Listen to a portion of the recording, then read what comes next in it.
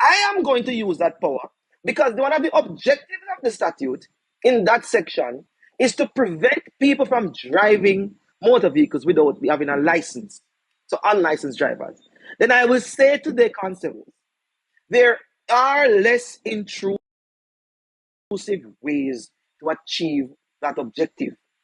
Because remember, when you stop a vehicle, you're infringing on the constitutional right to freedom of movement. That's not debatable. And if you can't see that, then I'm sorry for you.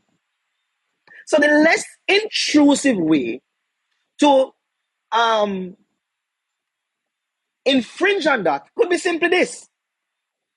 When you see one offense, then you can stop that car. Because if you ask me, I know every vehicle can commit offense. And if you ask me, the random stop, I know every vehicle gets stopped.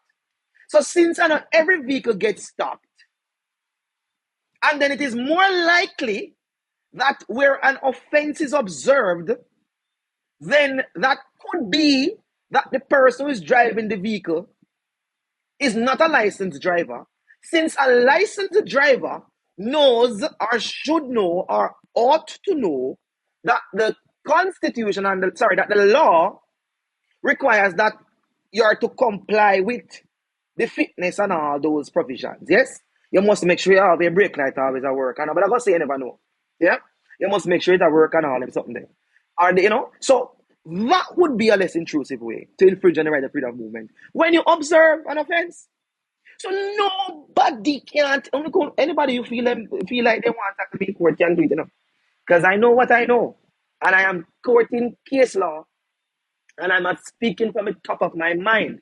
The intent here is to educate though he who has ears to hear and want to hear. All right? I am also here to learn. I don't know everything. Continuing. So again, the proportional test is critical because it failed the proportional test. And remember what I said. The proportional test is that as long as there is a less intrusive way to infringe on the right, then stepping out a road and just say any car you like and put up your hand is not going to work. Because there are other ways, less intrusive ways, such as if anybody notice the road traffic are full of offense left, right. Me think almost anything on the road are offense. The road traffic are full of offense. Yep. As full of offense. And the regulation, offense kill you. It is full of so much offense that even the speed element of the Road Traffic Act, section 55, yeah, I think of the RTA. Even the speed provision, all me confused. It took me a while to fully understand the law as it relates to speed. Let me get it now. Me get it eventually. Because there was so many different nitty-gritty in and outs. Yep. You have regulatory speed limit. You have posted speed limit.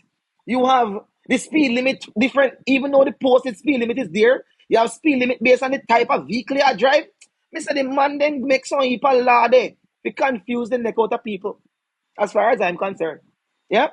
So, as I said, because there are so many offenses between the Road Traffic Act and regulation, then as far as my mind, legally, a legal mind looking into this, not looking at it as a layman, but looking at it from a legal perspective, intent of statute, etc., I am saying, ladies and gentlemen, viewers, that the observation of an offense or the suspicion of an offense based on observable facts is a less intrusive way to infringe on someone's constitutional rights to freedom of movement. All who disagree, something wrong with your brain. Because if you're going to do a random stop without seeing any offense or suspect or hear about none, then if by just looking, because me say the amount of offense happen every day. There's somebody, so I say something one time and somebody say, if the police just drive back our vehicle, just drive behind the vehicle, some offense will come up in that drive. Yep. So clearly, There are less intrusive ways to infringe on the right to freedom of movement. We get it, gentle people? Thumbs up if you follow me so far. All right?